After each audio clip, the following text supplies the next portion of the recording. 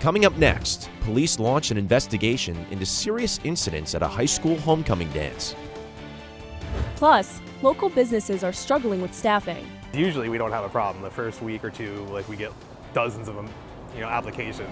How the labor shortage is leading to grueling hours for other workers. And a Bellefonte intersection will look a lot different soon, and that's sparking debate among drivers and businesses. The Center County Report starts now.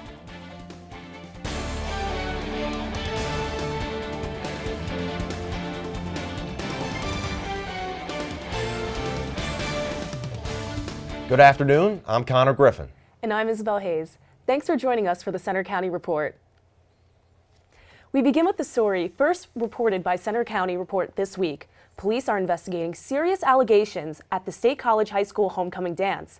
The incidents forced school officials to shut down the event early. Reporter Ava Brett has details. The fun and celebration of State College High School's annual homecoming dance came to a sudden end on Saturday night. School officials say they shut down the dance early because of what the school called serious incidents. In a letter sent to students' families, the principal said those incidents included allegations of theft, fighting, and indecent exposure. The letter says the severity of the reported incidents led to this decision being made out of concern, caution, and safety. Police in the school district are investigating. We asked the district and State College Police for more information, but both declined to comment, citing an ongoing police investigation. Parents we talked with also did not want to comment on camera. Although public officials have declined to comment on the situation, we do know that State College High School employees have asked anyone who knows information on the incident to reach out to the high school principal. The letter says most students were having fun and complying with chaperones and school officials, and the early ending may have led to some confusion and disappointment. In State College, I'm Ava Brett for the Center County Report. The high school says it's providing counselors for students who need support after what happened. The governors of Pennsylvania and 3 other states have a new agreement to share information about gun purchases and other gun crime data. The states, PA, New York, New Jersey, and Connecticut, signed a deal to exchange gun purchase data for use only by law enforcement. They say their goal is to target gun networks that cross state lines. The states plan to share details they get from the federal ATF through e-trace reports that show who first bought and sold guns recovered during criminal investigations. COVID vaccination rates remain low among nursing home workers in Pennsylvania, according to the CDC. The rate of nursing home employees who received at least one dose remains at just over 67%, which is less than the overall rate of 73% for Pennsylvania adults. That's despite President Biden's national mandate for vaccinating nurse home and healthcare facility workers. Homes that don't meet the mandate can lose Medicaid and Medicare funding. Penn State's new vaccine numbers show progress in the university's push for vaccinations. As of October 1st, Penn State says more than 87% of all students at University Park are fully vaccinated, and about 81% of all employees at UP are fully vaxxed. At the same time, the 7-day COVID positivity rate has dropped to 0.7%. At the same time, some faculty at Penn State continue to voice their anger over the university's handling of COVID and lack of a vaccine mandate. Chris Lemo reports. Classes looked a little different on Penn State's campus yesterday as some teachers took their classes outside. They held a so-called teach-out to protest the university's lack of a vaccine mandate. Professor Kirk French teaches a class of more than 700 students known as Booze and Culture, which is the largest anthropology course in the country.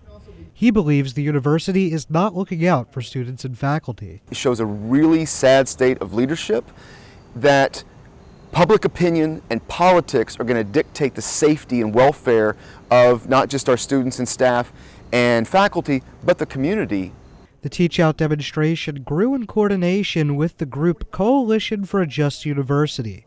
Professor David Almeida participated in the demonstration and recently gave an impassioned speech at a faculty senate session calling for a university vaccine mandate.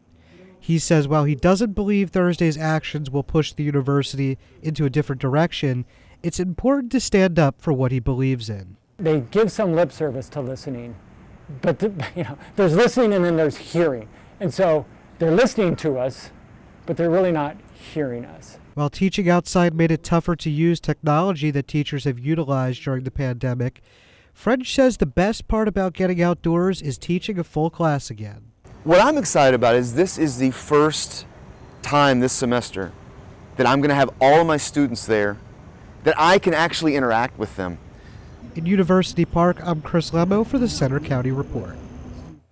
Unlike the Zoom out organized by professors earlier this year, the university did not object to yesterday's teach out.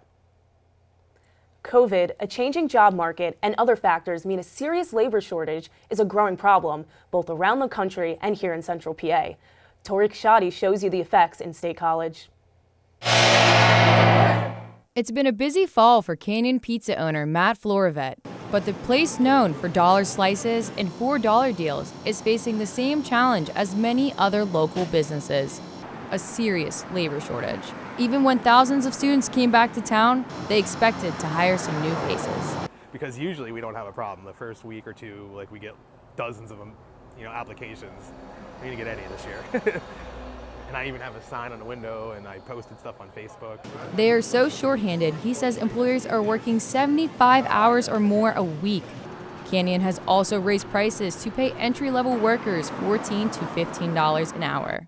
The owner says this year's applications are the lowest it's ever been. However, pizza sales continued to be high. Still make as much money, but not have to sell as much pizza because people might not be coming now because it's 50 cents more.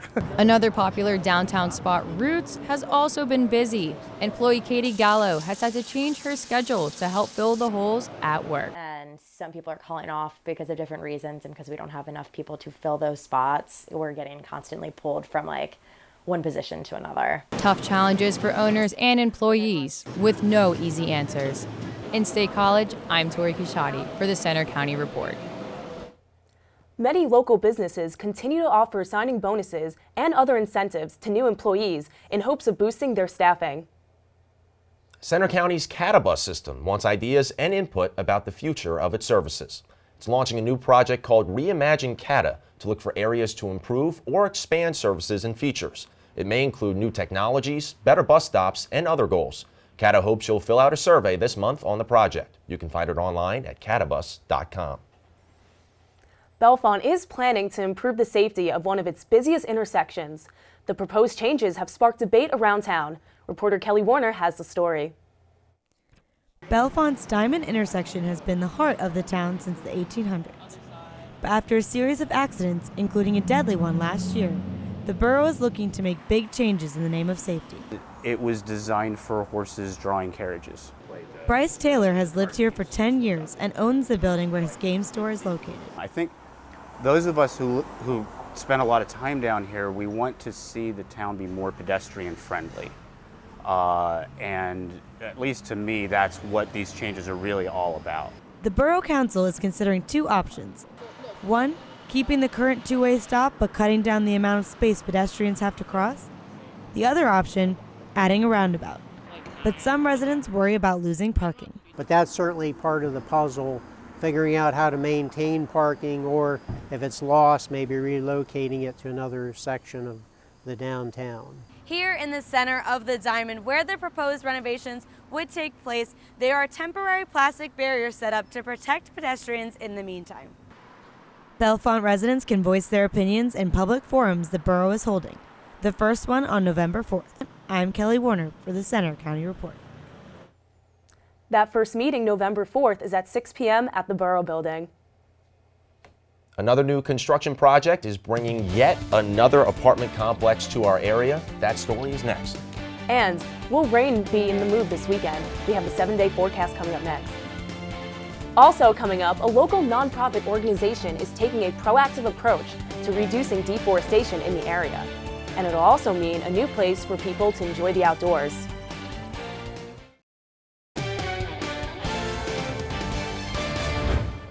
Construction is finally underway at the former Hilltop mobile home site in College Township, as a new apartment complex is in the works. A Texas developer is building the new Aspen East Penn complex, which includes more than 260 apartments. It's designed primarily for college student housing. The complex is set to open in about 2 years. A different kind of project is underway in the Rothrock State Forest. Trails are being extended in an effort to prevent future housing development from moving in. Friends of Rothrock State Forest, a nonprofit organization, is applying for grants and drumming up community support to install 6 to 8 miles of multi-use trails as early as next year. The group hopes by taking action now, it will prevent future development in the area. This 423-acre mountain area is an important local groundwater source and wildlife habitat. A 10-year plan also aims to add 60 miles of new recreational trails. If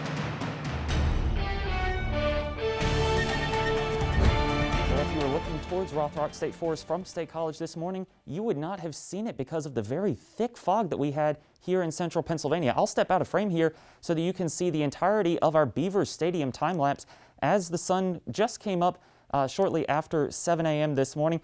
Beaver Stadium not visible at all on the picture, and such was the story through most of the first half of the morning. But then as we headed into the 9 and 10 o'clock hours, we eventually got a little bit more light in the area, and then finally we have a little bit of blue sky starting to show up on the camera. Quite a nice change of pace from this morning. Temperatures in central PA, 64 degrees here in State College, but we are bookended by 70s to the west and to the east, with low and mid 70s showing up in parts of the Pittsburgh metro, already into the mid 70s down in the Delaware Valley. Now, our high resolution visible satellite shows that very thick valley fog this morning. That is finally starting to lift, but we do have to keep our eye on an area of low pressure that will ultimately be the driving factor behind this weekend's weather. You can see that large circulation area here in the upper Midwest, and as that continues eastward, we'll get some more clouds and a little bit of precipitation. Futurecast shows that as we head into the overnight hours tonight, will be mostly cloudy, and we may see a few passing sprinkles through the first half of the day. That includes during the day on Saturday, and then through the latter half of the weekend, we could see some additional showers start to push in from the southeast associated with a secondary area of low pressure. I don't think we'll get much additional accumulation from that.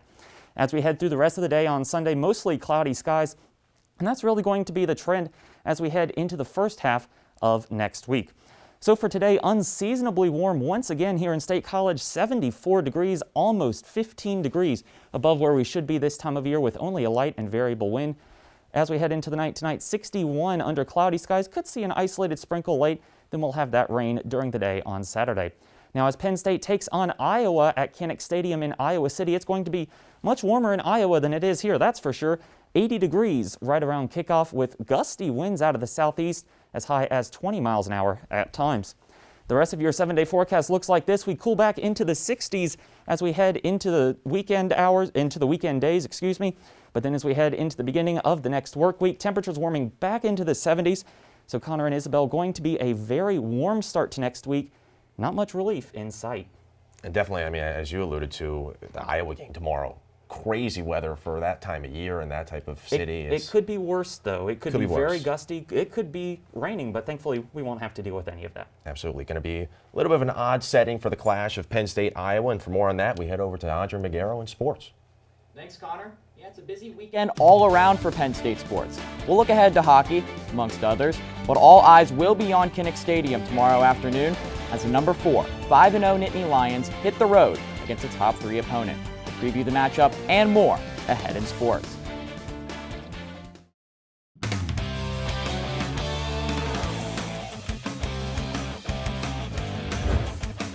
I'm Andre Magaro with sports. It's been a 180-degree turnaround for Penn State football this season. However, the Nittany Lions' toughest tests remain in front of them, beginning with tomorrow's showdown against number 3 Iowa.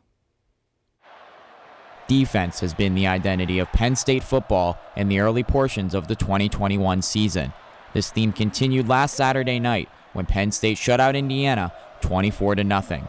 The Nittany Lions' dominance and timely turnovers has them ranked second in the Big Ten with just 12 points allowed per contest. The only team ahead of them? Iowa. The Hawkeyes have forced the most turnovers in college football this season. Senior safety Jair Brown, a leader of the Penn State defensive backfield, embraces the battle awaiting.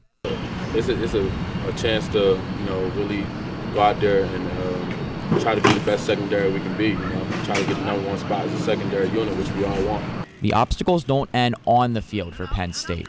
For the second time this fall, the Nittany Lions are hitting the road. After 4 straight home games here in the friendly confines of Beaver Stadium, Penn State now must deal with the challenges, one of college football's most intimidating environments.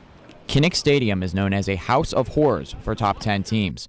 However, Penn State has won its last 2 road matchups against the Hawkeyes. Brown and several other Nittany Lions will make their first trip to Iowa City this week and are prepared for what lies ahead. We're really prepared for all the noise and everything that's coming our way. Every practice we prepare with fan noise, crowd noise, just to get us ready for that type of environment. In a game where points are at a premium and tensions are sure to be high, Penn State looks to take the next step in its season of resurgence. Kickoff tomorrow is 4 o'clock p.m. You can listen to the game live on Penn State Com Radio. On the ice, the Penn State women's hockey team will host its third straight home series this weekend as they take on Holy Cross. Despite outshooting their opponent in every game this year, the Nittany Lions are still looking for win number 1. They're looking to bounce back after coming up just short to 5th-ranked Boston College last weekend. Sophomore forward Kiara Zanin says while the wins aren't coming yet, they can't dwell on the past. There is frustration there, but at the same time, you kind of have to be frustrated for a minute or two and reflect about it after the game, but you have to learn how to bounce back and not spend too much time thinking about what happened in the past. Obviously, you live and you learn. The Nittany Lions' biggest hurdle has been the power play, which comes into this weekend 0 for 17 through 4 games. Football and women's hockey are just the beginning of a busy weekend in Happy Valley. Tonight, Penn State men's hockey welcomes Canisius to Pagula Ice Arena, while 13th-ranked women's volleyball hosts number 10 Nebraska in the annual Wear White game. Tomorrow, men's hockey takes on the Griffins once again, while women's volleyball is back on the floor to battle Northwestern. Sports Marathon concludes on Sunday when men's soccer takes on Michigan at Jeffrey Field. And checking in on high school sports, it's another big football weekend in District 6. Tonight, the State College Little Lions will travel 90 minutes to visit the Eagles of Cumberland Valley. Both teams are 3-3 and kickoff is 7 p.m. Also, the undefeated Central Dragons will look to hand undefeated Benford Bison their first loss of the season. You can catch all the highlights from that game and others on this week's edition of After the Whistle. Finally, the Penn State men's basketball team is gearing up for the new season, which begins just around the corner. Last year, the Lions had a rough stretch as the team lost 5 of their last 6 games. First-year head coach Micah Shrewsbury plans to use his college and professional coaching experiences to build the team up this season. You know, it's not important to have them ready on October 5th or 6th, right? They need to be ready on November 10th, and then they need to start peaking then. And as Coach Shrewsbury said, the season tips off in the Bryce Jordan Center on November 10th against Youngstown State. This will be the team's first game with fans in almost 2 years. That's all for sports. Now back to you at the anchor desk. Thanks, Andre. Coming up next, it is finally harvest and Halloween season, and that means fall festivals are back in Center County. We'll take you to the event that kicked off the season with pumpkins, music, and more. Fall festival season is back again across central Pennsylvania. First up, the 6th annual Harvest Festival at Penn State Student Farm. Visitors to Fox Hollow and Big Hollow Roads last night enjoyed outdoor activities including pumpkin painting and planting. Local band Hops Vines was also there playing live music. Those who turned out could also sip on hot chocolate and apple cider, or even munch on some fresh fall produce. Some of the local farms kick off their events this weekend, and Penn State's annual Pumpkin Festival returns next weekend to the Arboretum. And that's all for today's newscast. We hope you'll join us on Tuesday for our next local news update. But you can follow us anytime for breaking news on our Center County Report Twitter, and you can see our stories on our Facebook page and our website. Have a good weekend.